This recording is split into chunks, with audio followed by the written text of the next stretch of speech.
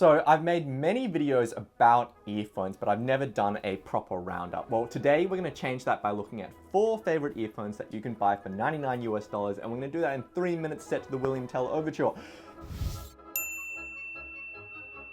Let's start with the classic Shure SE215. These are not the best sounding earphones for the price, as they sound very thick and mid-bassy while the high frequencies lack clarity, and as a result the whole earphone sounds sort of compressed and indistinct in terms of sound staging. But a lot of people, like myself, like these because they have a comfortable negative profile design, they block out a lot of noise, and you can sleep on them.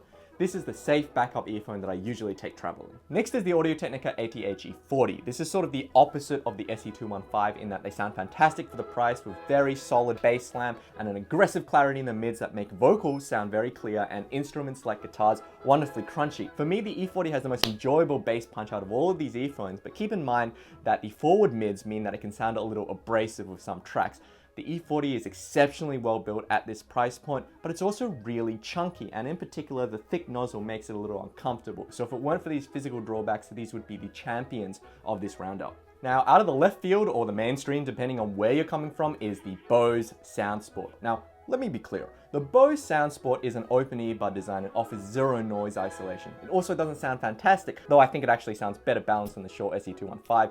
It has surprisingly warm and tight bass for an open design, but the vocals are a little forward and the highs are rolled off, meaning that everything on the Bose sounds a little nasal. At higher volumes, the sound of the Bose starts to fall apart and sound brash. The reason why I like the Bose is, as the name suggests, it's been thoughtfully designed for use while exercising. It doesn't isolate, so it will save you from being hit by a car, though not from bad gym music. The silicone earhooks are stable in the ear and they really reduce cable noise. And for that reason, I really recommend the Bose for running or for casual use when you don't want noise isolation. Finally, we had the VSonic RO7. I think in this comparison, the RO7 has the best all-round sound. It sounds more natural and more balanced than the E40, with toned down mids and subdued bass, but it has better high frequency treble extension. So for you, these might sound less exciting, they might have less bass than what you want for dance music or hip hop, but it's probably one of the more accurate earphones you can get for $99. Now, if you do really want more bass, there is a bassier edition of this earphone that costs more. For me, the classic edition is still a great all-rounder, and the small, light, and comfortable design is really clever because of the rotating nozzle. I think you had to spend more and get something like the Audio-Technica IMO2 before you can get something quite as well-rounded for the money. Now, please note, I have the original version of this earphone with the plastic ear guides. I think the newer rubber ear guides on the new versions are a bit yuck.